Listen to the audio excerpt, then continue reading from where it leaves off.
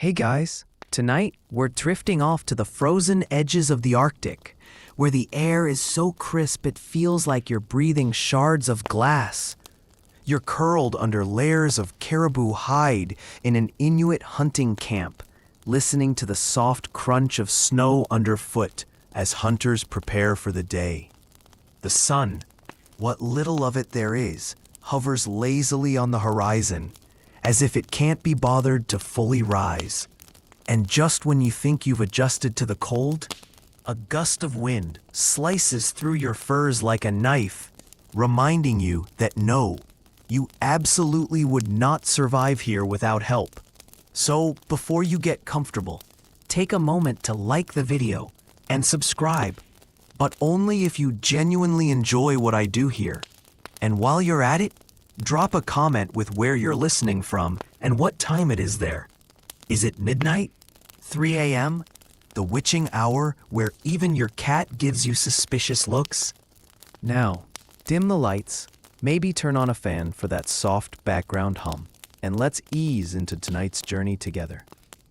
You're not just waking up in any old winter morning.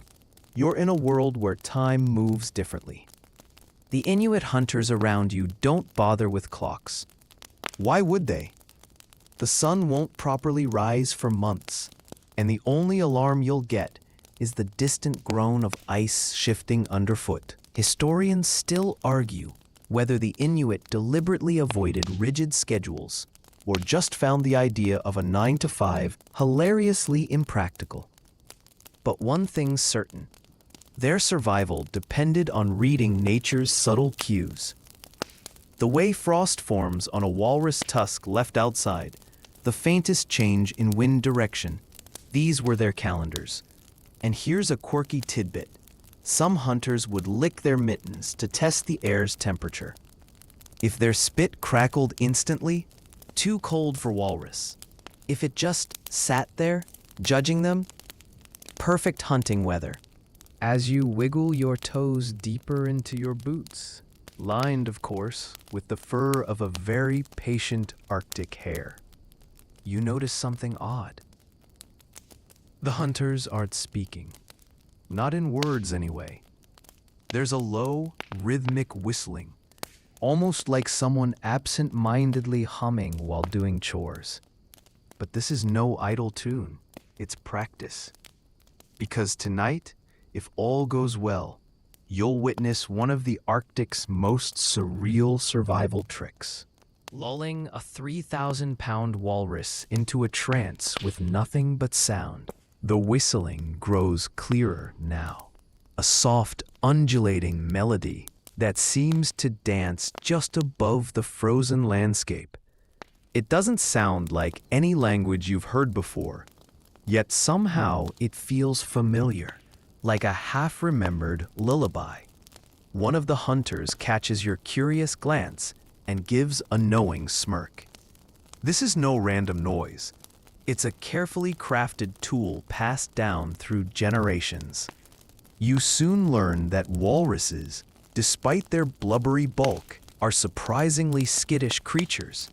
Make one wrong move, a sudden shout, the clatter of a dropped harpoon, and the entire herd will vanish beneath the ice in seconds.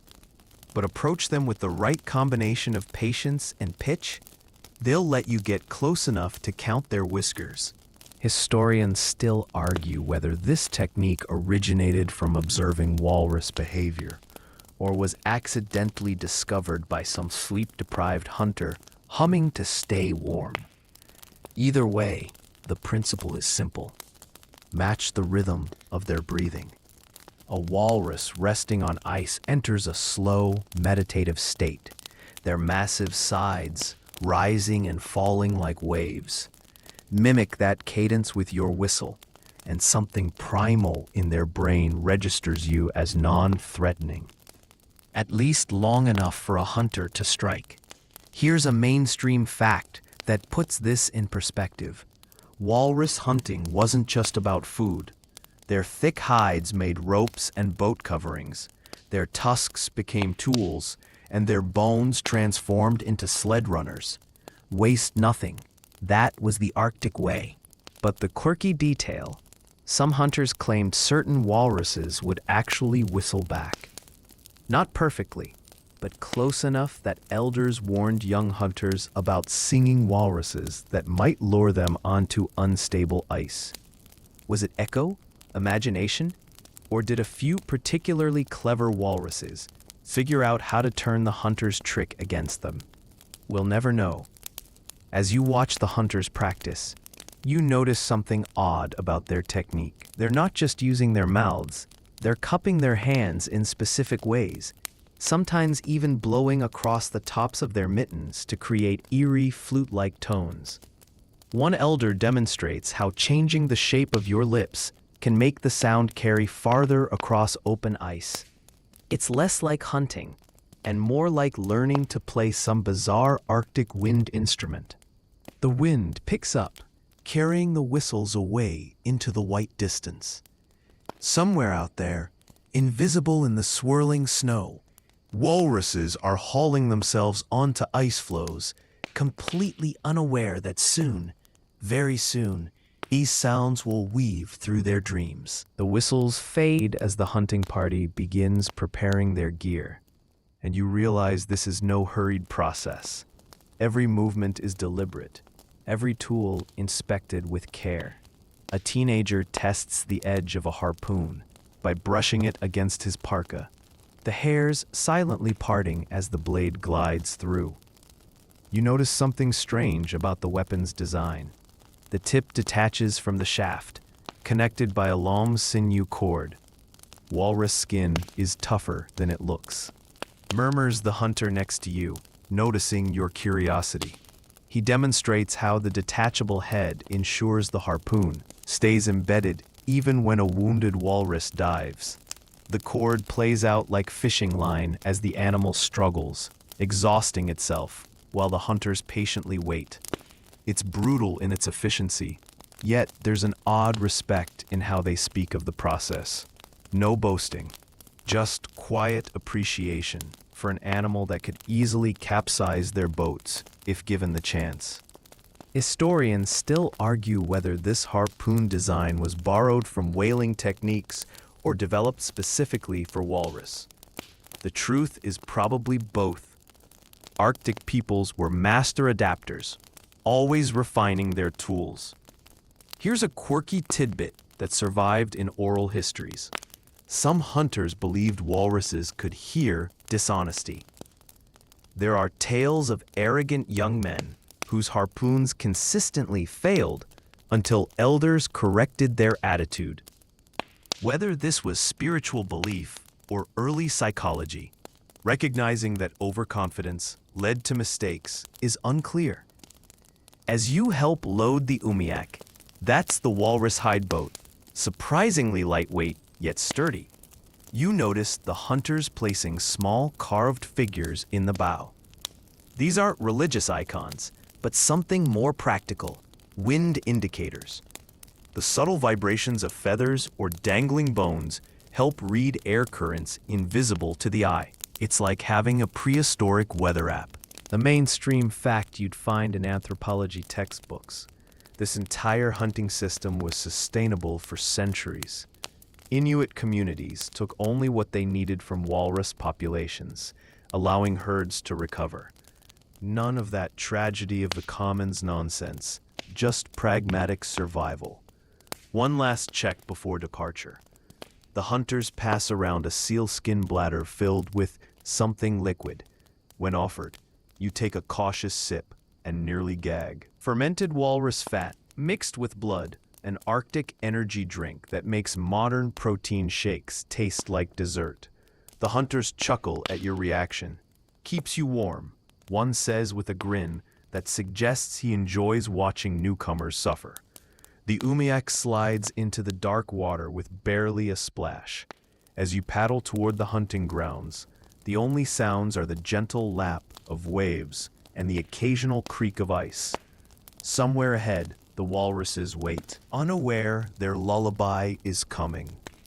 The umiak glides silently through the lead, a narrow channel of open water threading between ice floes. You're crouched low, trying to mimic the hunter's perfect stillness despite your numb toes. Every so often, the boat brushes against floating ice with a hollow clunk that makes everyone freeze. One hunter shoots you a look that clearly says, "Don't even breathe too loud." Up ahead, dark shapes hump onto an ice pan. Walruses hauling out to rest. Their sheer size is staggering up close. What looked like boulders from shore resolve into living mountains of blubber and muscle, tusks gleaming like ivory sabers. The lead hunter raises a mittened hand. Wait, as the animals settle. This is the delicate part. Approach too soon and they'll panic. Wait too long and the ice could shift, cutting off your retreat. Historians still argue whether Inuit hunters could actually count individual walruses from a distance, or if those claims were exaggerations by early explorers. But watching these hunters, you believe it. Their eyes miss nothing. The way one walrus lifts its head suspiciously, how another's breathing slows as it dozes.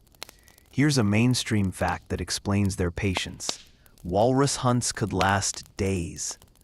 Unlike Hollywood depictions of constant action, real Arctic survival was 95% waiting, 5% frantic effort. The hunters carried dried meat and blubber to sustain them, plus those delightful fermented snacks you sampled earlier. Now for the quirky detail.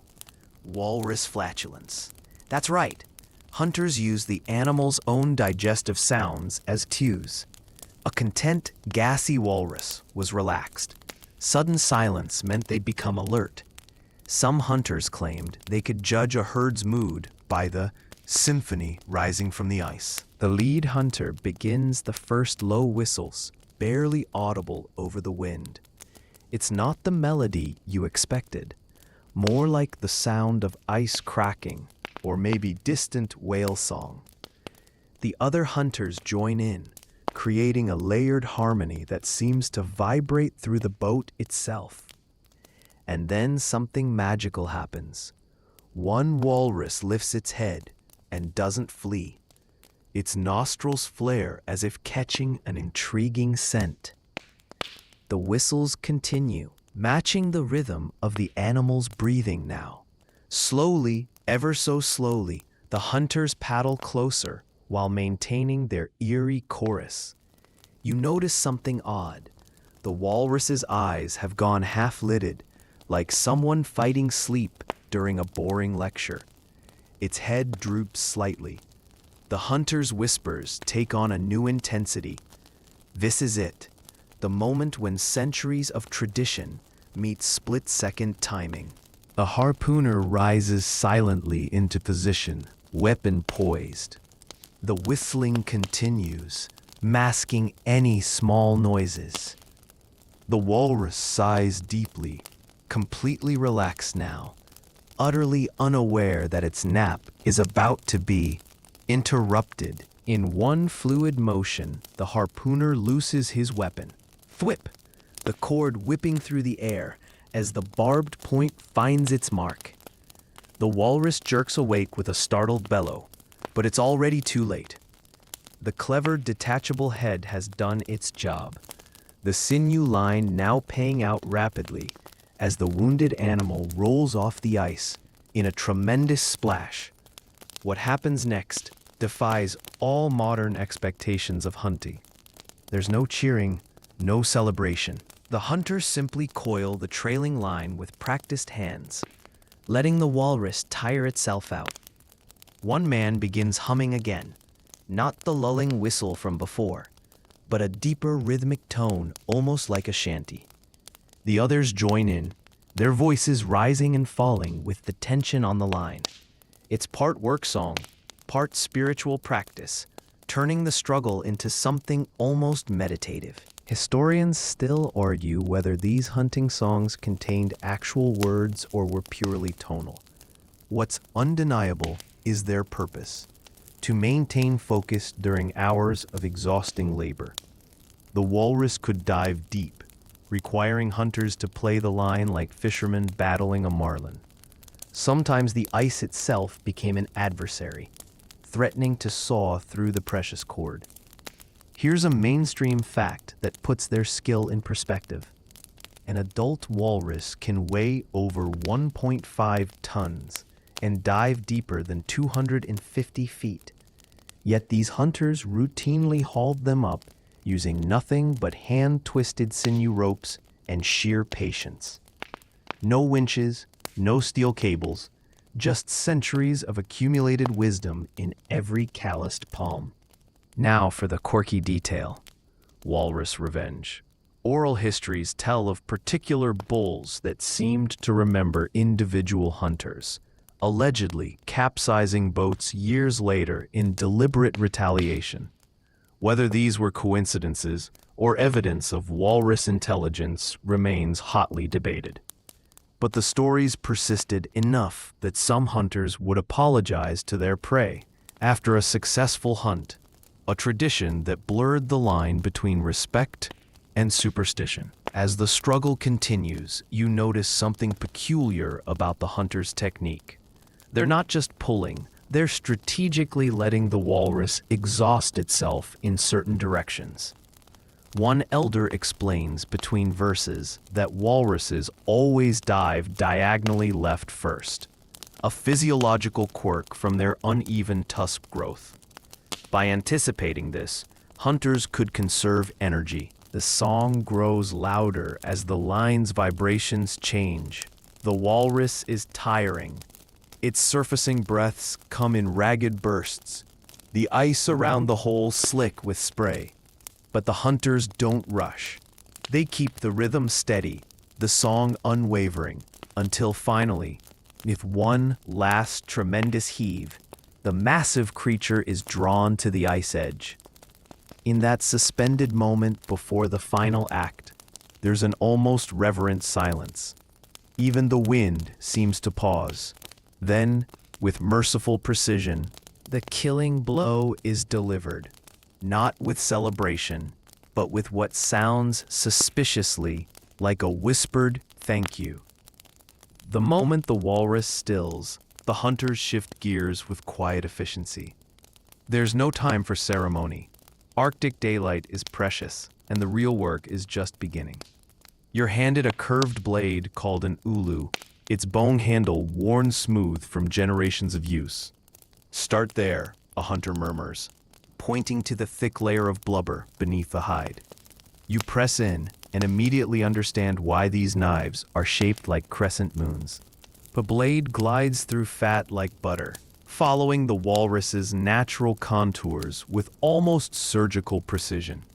Historians still argue whether the ulu's distinctive design came from imitating walrus tusks or was purely ergonomic. What's undeniable is its perfection for this work. The rocking motion allows for incredible control when skinning massive animals on unstable ice. Here's a mainstream fact that might surprise you.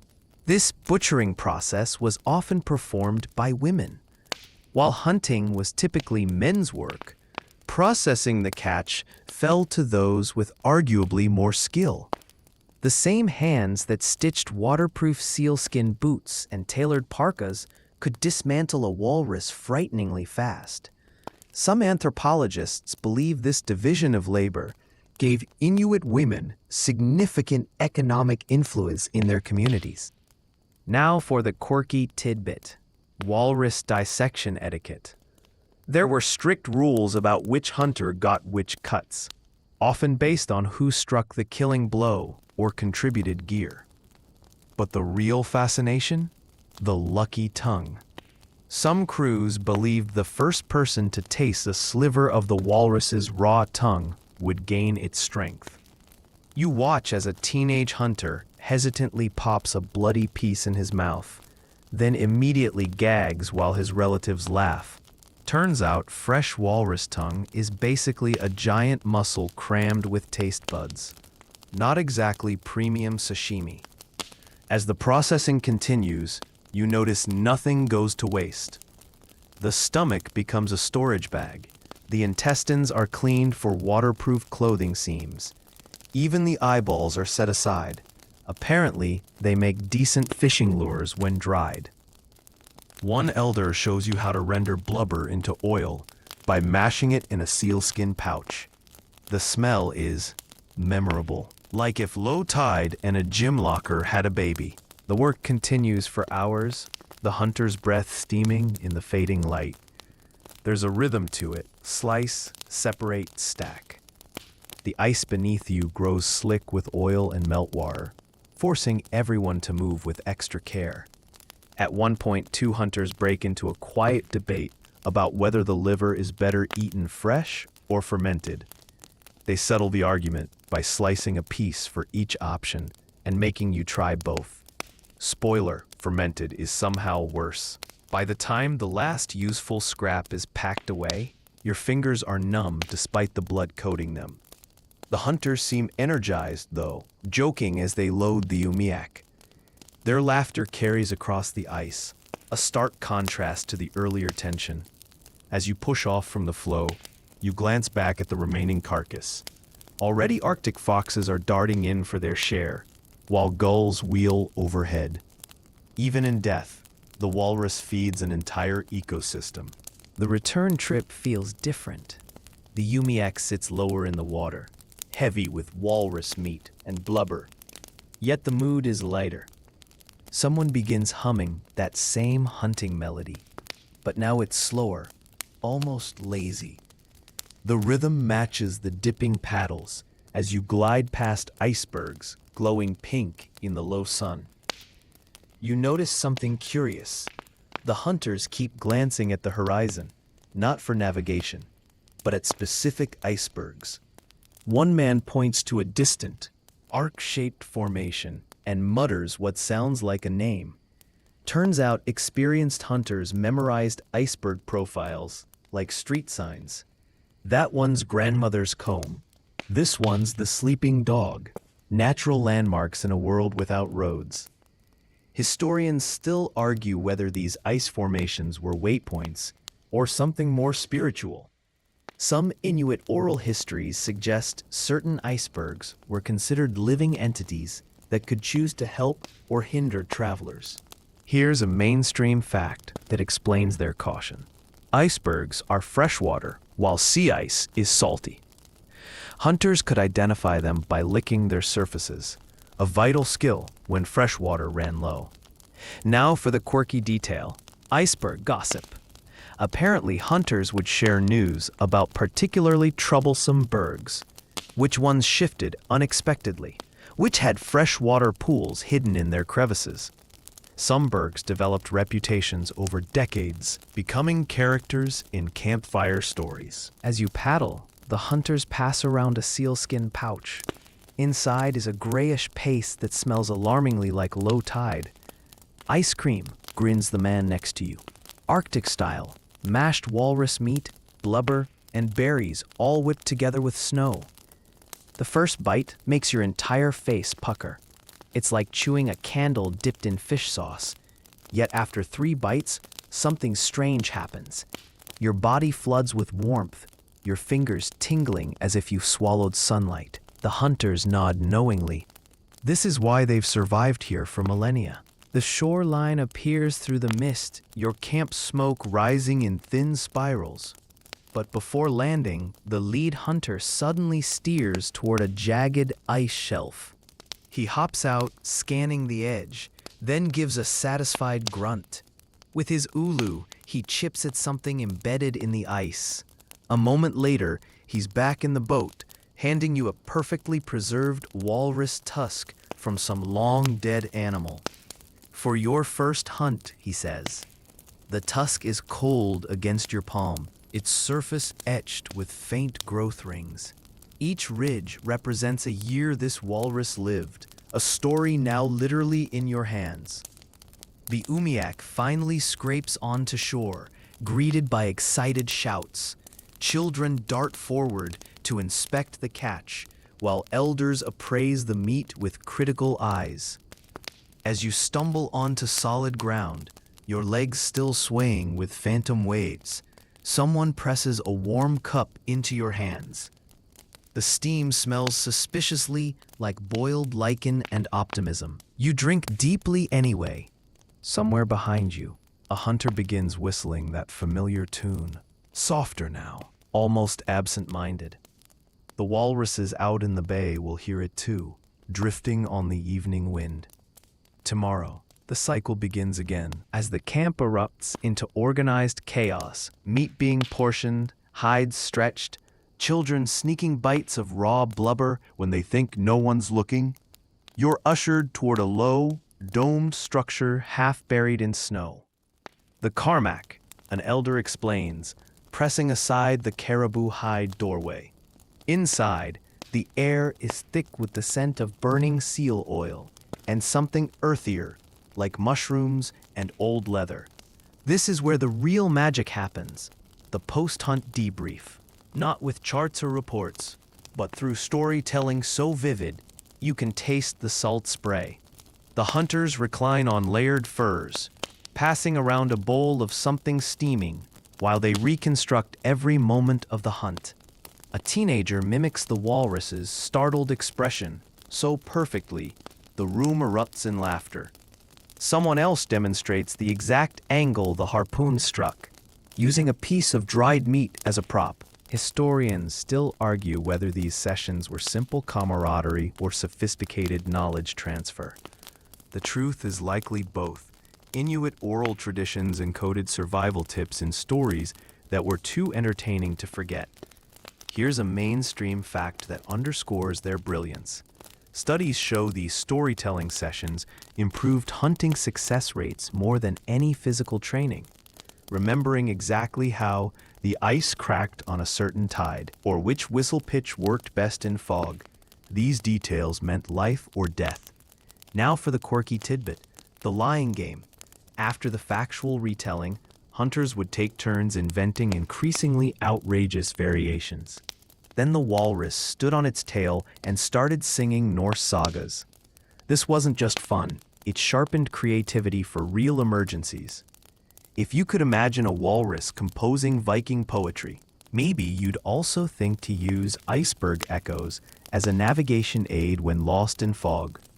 As the stories wind down, an elder produces a small drum, not the ceremonial kind you've seen in museums, but a practical, travel-worn thing the size of a dinner plate.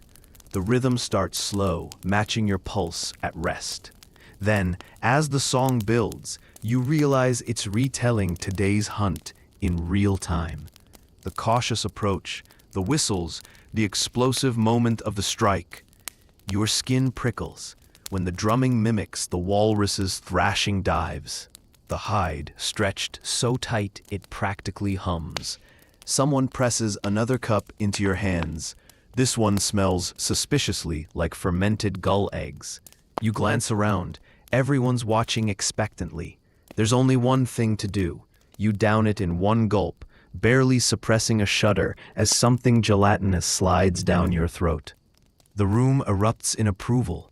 Turns out you've just participated in another Arctic tradition, the initiation vomit. Don't worry, they assure you, everyone does it their first time. Outside, the northern lights begin their slow dance across the sky. The drumming continues, softer now, blending with the crackle of the oil lamp. Your eyelids grow heavy, the day's adrenaline finally ebbing. The last thing you hear before drifting off is that familiar whistle. Not the hunting call this time, but a lullaby version. Slow and sweet as the tide, you wake to the sound of quiet chewing. Blinking crusty eyes, you find an elderly woman sitting cross-legged beside you, methodically working through a strip of dried walrus meat. She offers you a piece without breaking rhythm. It's tougher than beef jerky and tastes vaguely of seaweed and nostalgia. As you gnaw obediently, she nods toward the Carmack's entrance, where morning light glows through the seams. Stepping outside is like walking into a diamond. Overnight, a thin ice crust has formed over every surface, transforming the camp into a glittering maze. The hunters are already moving through it with that peculiar sliding gait they've perfected. Part shuffle, part skate. to avoid breaking through the fragile layer. Historians still argue whether these daily ice conditions were recorded systematically or simply remembered through generations. What's clear is that survival depended on reading subtle variations. The way morning frost clung to tools predicted afternoon winds, for example. Here's a mainstream fact that highlights their ingenuity. Inuit developed over 20 distinct words for sea ice conditions, each describing specific safety and hunting implications. Pukak referred to the sugary ice crystals beneath snow, crucial knowledge when digging shelters. Now for the quirky tidbit: ice-based pranks. Teenagers would secretly pour water on sleeping elders' boots, freezing them solid as a joke. The punishment? Being sent to collect fresh ice melt, a tedious chore involving hours of patiently melting iceberg fragments. Today's task is hide preparation. The walrus skins from yesterday's hunt are stretched on wooden frames, women scraping them clean with ullus while chatting in low tones. You're handed a tool that looks like a giant butter knife. This is the siku, used for removing stubborn bits of fat. The motion is hypnotic. Push, scrape, flick, push, scrape, flick. Soon your hands move on their own, falling into the same rhythm as the women around you. One worker pauses to demonstrate something extraordinary, rubbing the hide's inner surface with a mixture of walrus brain and seawater. Makes it softer than your fancy store-bought leather, she smirks. And she's right. The transformation is alchemical, the stiff skin becoming supple under her practiced fingers. This isn't just labor, it's biochemistry passed down through touch and observation. A commotion erupts near the shore. Someone spotted a polar bear lurking near the meat caches. But instead of panic, there's weary annoyance, like dealing with a troublesome neighbor. Two teenagers grab a drum and start banging it while yelling what sound like insults. Old Snow Sniffer knows better, mutters your scraping partner. Sure enough, after some theatrical growling, the bear ambles away, casting one last longing look at the walrus steaks. As the sun climbs, relatively speaking, it more like hobbles along the horizon. The camp settles into its rhythms, scraping, chewing, mending, joking. The hides won't finish today, nor tomorrow. Like everything here, it's a process measured in sunrises and stomachs, not clocks. Someone hands you another strip of that impossible meat. You gnaw contentedly, no longer fighting the flavor. It tastes like patience now, like time. The scraping rhythm halts as a cry echoes across camp. Siku, the Inuktitut warning for cracking ice. Everyone freezes, ears straining. Then you hear it. A deep resonant groan like a giant clearing its throat, vibrating up through your boots. The hunters exchange glances, then burst into activity, grabbing tools and sprinting toward the sound. You follow, half tripping over ice ridges until you reach the shore, where yesterday's hunt began. The scene takes a moment to process. A massive ice floe, easily the size of 2 football fields, has split cleanly down the middle, revealing a jagged channel of black water. But the hunters aren't alarmed. They're excited. One man is already lashing ropes to his dog sled, while others prep the umiak. Best time to hunt seal, a panting teenager explains to you. They come up to breathe in new cracks. As if on cue, a dark shape bobs in the fissure, a ringed seal surfacing with a wet puff before vanishing again. Historians still argue whether Inuit could predict these ice fractures or simply reacted with unparalleled speed.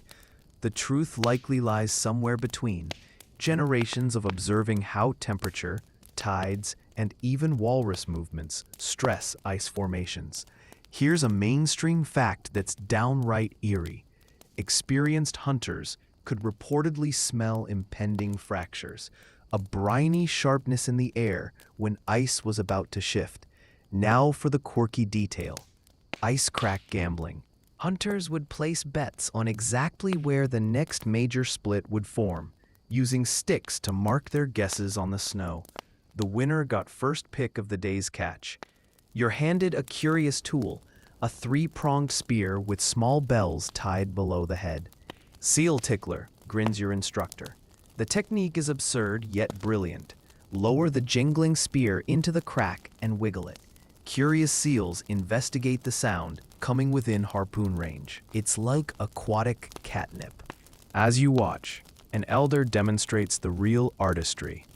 Lying flat at the crack's edge, face half submerged in the freezing water, holding his breath for impossible lengths while waiting for seals. His technique involves exhaling slowly so the bubbles don't spook them. You try it and nearly pass out in 30 seconds, emerging spluttering to the group's laughter. The hunt proceeds with rhythmic intensity. Jingle the spear, wait, strike. But there's an undercurrent of urgency. These new cracks are temporary. Tides will soon either freeze them shut or widen them into danger. Already, the groaning noises have intensified, the ice shifting like a living thing beneath you. Success comes quickly. 3 plump seals hauled onto thicker ice. But as the butchering begins, the lead hunter suddenly stiffens. He points to the horizon, where the sky has taken on a sickly yellow hue. Piterak, someone whispers. A Greenlandic term you don't know, but the sudden scramble of activity tells you everything. The ice cracks aren't just opportunities now. They're death traps about to become storm highways. The camp explodes into motion. Children herding dogs, women securing hides under rocks, hunters lashing down the umiak with sinew ropes. You're shoved toward the karmak with a bundle of seal meat pressed into your arms. Outside, the yellow sky darkens to bruised purple as the first gust hits. A wind so fierce, it nearly knocks you sideways. This isn't just weather, it's the Arctic throwing a tantrum. Inside the karmak, the atmosphere is tense but methodical. An elder lights extra oil lamps while others pile furs against the walls. Someone hands you a needle and sinew thread. Apparently, you're on mending duty, reinforcing weak spots in the shelter's hide covering. The stitches must be tight enough to block wind, but flexible enough to give with the structure's movements. It's like performing surgery on a living, breathing entity. Historians still argue whether these storms were truly more frequent in certain centuries, or if oral histories simply emphasized their drama. Either way, surviving them required skills modern emergency preparedness guides couldn't fathom. Here's a mainstream fact that puts their resilience in perspective. Greenlandic Inuit routinely weathered Piterak winds exceeding 200 kilometers per hour, strong enough to fling boulders like pebbles, using nothing but animal hides and patience. Now for the quirky detail: storm snacks. To conserve energy, people would eat tiny, frequent bites of rendered fat mixed with dried berries, an ancient Arctic version of energy gels. The concoction looks like congealed candle wax, but provides slow-burning calories. You're chewing your third lump when the first real blast shakes the karmak like a dog with a toy. The oil lamps gutter dangerously.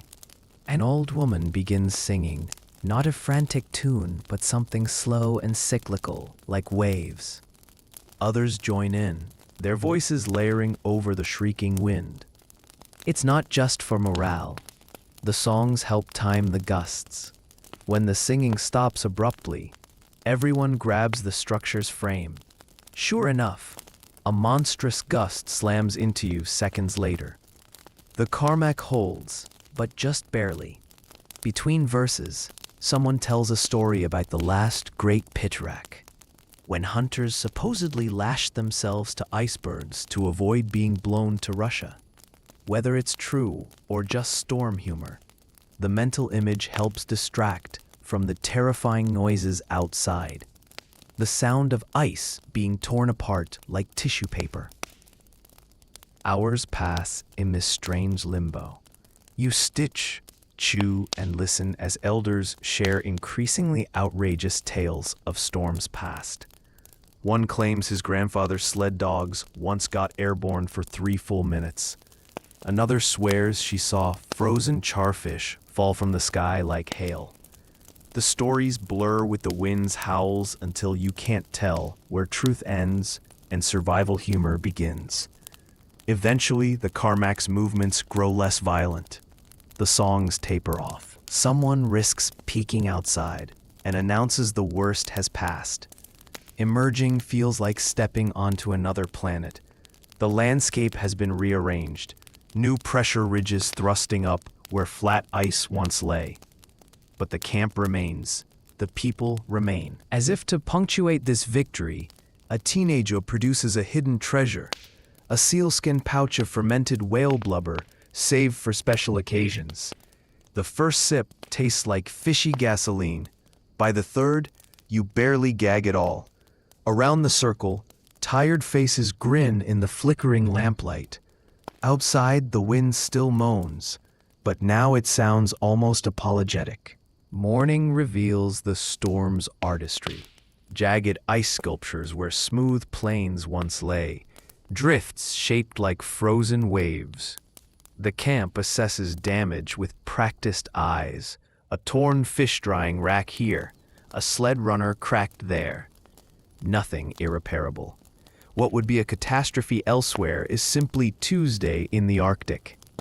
You're recruited for snow probing, using a long caribou antler to test ice thickness around camp. The technique is deceptively simple. Tap, listen, step. A hollow thunk means danger. A solid talk means safe passage. But the real skill lies in interpreting the vibrations traveling up the antler into your bones. An elder demonstrates how even the slightest buzz can indicate hidden currents beneath the ice. Historians still argue whether this was pure physics or something more intuitive. Some hunters claimed they could feel ice sickness through their tools long before cracks appeared. Here's a mainstream fact that'll change how you see snow. Inuit traditionally distinguished over 50 types of snow conditions, each with specific implications for travel and hunting. Maujak meant the soft, deep snow perfect for building shelters, while Kimuksuk referred to treacherous drifts that could collapse unexpectedly. Now for the quirky detail, snow messaging. Hunters would leave stylized stick figures in the snow to communicate, a sort of prehistoric texting. A figure holding a fish meant good hunting ahead. One with crossed arms signaled danger. You practice by sketching a crude walrus. The elder laughs and corrects your proportions. Apparently tusk length matters in snow glyphs. As you work, children dart around collecting wind-scattered belongings. One triumphantly returns with a missing mitten frozen into an icy lump. The solution? Chewing it free. You watch in horrified fascination as the kid gnaws methodically, pausing occasionally to spit out ice chips. Tastes like old boots, they announce cheerfully. The real excitement comes when someone discovers the storm's unexpected gift. A massive iceberg grounded just offshore. Its underwater portion teeming with trapped fish. Within minutes, hunters are chipping access holes while others ready lines. But there's a catch, literally. These are Greenland sharks, a bizarre species that smells like ammonia due to their natural antifreeze. Tastes better rotten, advises a fisherman as he baits his hook with putrid seal meat. Sure enough, the sharks go wild for it. You watch in awe as they emerge, pale, sluggish creatures with eerie blue eyes, looking more like ghosts than fish. One hunter explains the processing trick. The meat must be fermented or buried for months to neutralize its toxins. Otherwise, he says with a grim smile, you'll trip without moving for days. Historians note these sharks were sometimes used in shamanic rituals For precisely this reason, as the strange catch piles up, the mood turns festive. Someone builds a small fire on a stone slab, wasteful under normal circumstances, but today's bounty justifies it. The resulting shark kebabs still reek, but roasted with enough seal fat, they're almost edible. Almost. You chew gamely, listening to the ice groan as it settles. The storm has passed, the sharks have fed the camp, and your snow walrus, while anatomically questionable, earned a few smiles. Not bad for a Tuesday. The camp buzzes with a new energy as word spreads. The grounded iceberg has revealed something even more valuable than sharks. Along its submerged flank, clusters of blue-black mussels cling in dense colonies, their shells glittering like crushed sapphires in the Arctic light. A teenager wades in up to his knees, gasping at the cold, but grinning as he pries handfuls loose. "Apalik," he shouts, "inuktitut," for sea fortune. You're handed a flat stone and shown how to scrape the mussels free without damaging their byssal threads, those beard-like fibers that anchor them. It's painstaking work. Move too fast and you rip the entire colony loose. Too slow and your fingers go numb. The hunters work with that familiar rhythmic patience, their breath steaming in the quiet air between cracking ice sounds. Historians still argue whether these mussel beds were considered communal property or claimed by individual hunters.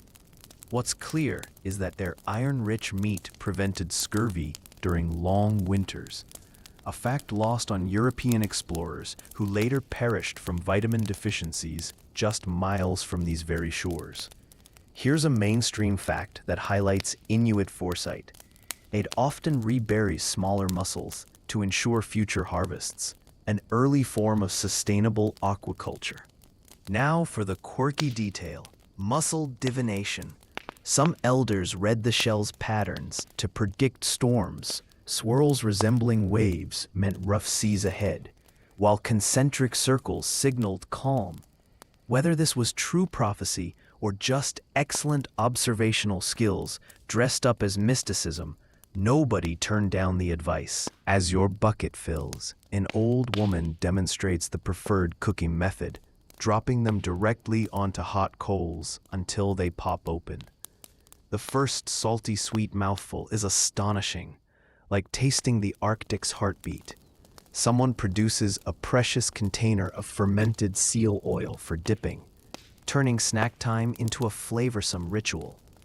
But the real surprise comes when a hunter cracks open a particularly large shell. Inside, nestled beside the meat, glows a tiny pearl, not the round gemstones of tropical clams, but a misshapen blue blob that seems to hold the ocean's twilight in its curves. The hunter pockets it with a wink. Apparently such pearls were sewn into children's amulets to protect against drowning. Full and content, you lean back against an ice hummock, listening to the murmur of voices and distant gulls.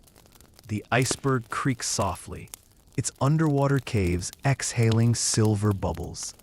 For the first time since arriving, you understand why they call this place the land that gives. Even in this frozen expanse, life persists in the most unexpected places, clinging stubbornly to the edges waiting to be found. The pearl discovery sparks an impromptu storytelling session as the afternoon light fades. The hunters gather around a seal oil lamp, its flickering glow painting their faces in warm gold against the encroaching blue twilight. An elder clears his throat and begins the tale of Kiviuk, the eternal Inuit wanderer whose adventures weave through generations of oral history. You settle onto a caribou pelt, expecting folklore, but what unfolds is something far richer. The elder speaks in present tense, as if Kiviuk might paddle his kayak around the next iceberg at any moment. His voice drops to a whisper when describing the hero's encounter with Sedna, the vengeful sea goddess, then rises to a booming chant when recounting battles with Tupilak, sorcerer-created monsters. The effect is hypnotic, the boundary between story and reality dissolving like salt in broth. Historians still argue whether these tales were pure mythology or encoded survival manuals. The story of Kiviuk, losing his way in fog, for instance, meticulously describes navigating by wave patterns, a technique still taught in modern Arctic survival courses. Here's a mainstream fact that underscores their importance. Children learned more geography from Kiviuk's journeys than from maps, recognizing real landmarks through his adventures. Now for the quirky detail, story snacks. At particularly suspenseful moments, the elder pauses to pass around dramatic eating aids, whale blubber carved into shapes representing characters. You get a tiny blubber kayak to nibble during Kiviuk's sea voyages.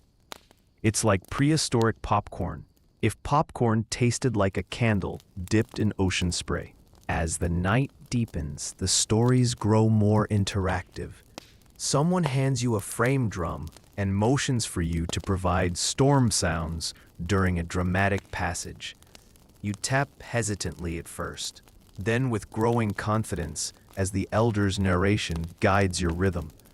The shared creation feels ancient and immediate all at once. Not a performance, but a living thing, breathed into existence by the whole group. Midway through a tale about Kiviuk outwitting frost giants, a hunter interrupts with sudden excitement. He points skyward where the northern lights have begun their spectral dance, green ribbons shimmering like the goddess Sedna's hair.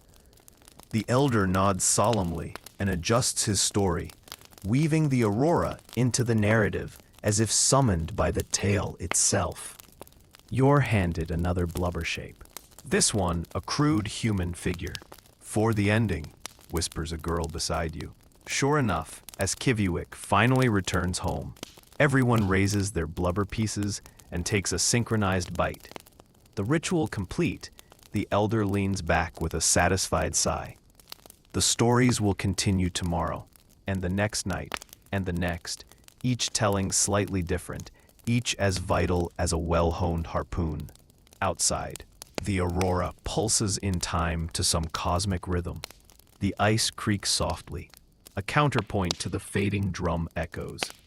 Somewhere in the vast darkness, you imagine Kiviuk still paddling, his kayak cutting through waves of time and memory. The aurora fades to a faint glow on the horizon as the camp settles into its nighttime rhythms.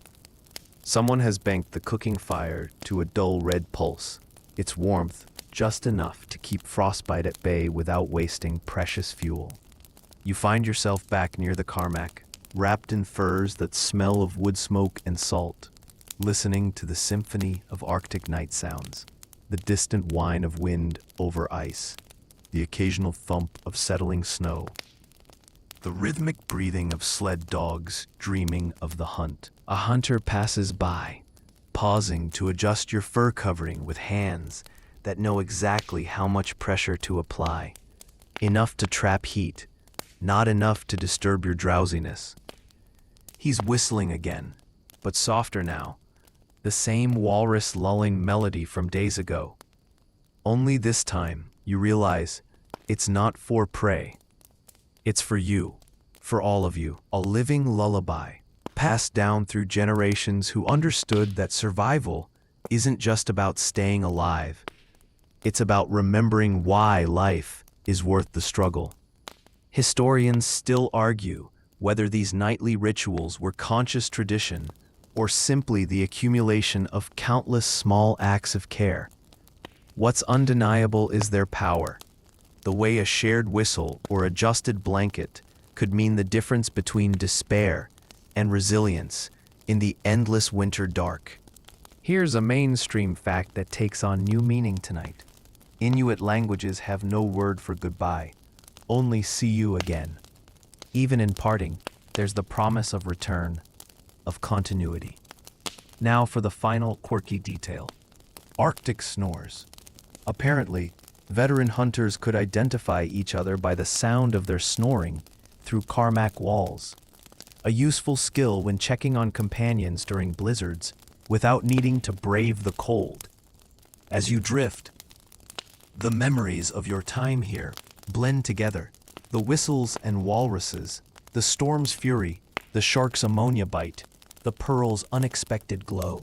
They curl around you like the steam from a seal oil lamp, vivid yet softening at the edges. The last clear thought you grasp is how wrong the word boring seems now. There's nothing boring about survival made beautiful, about hardship transformed into art through generations of practiced hands and watchful eyes. The wind picks up slightly, carrying with it the faintest scent of the sea. Somewhere beyond the ice, the tides are turning. The walruses are breathing. The icebergs are charting their slow, inevitable courses. And here, in this moment between breaths, you are part of it all.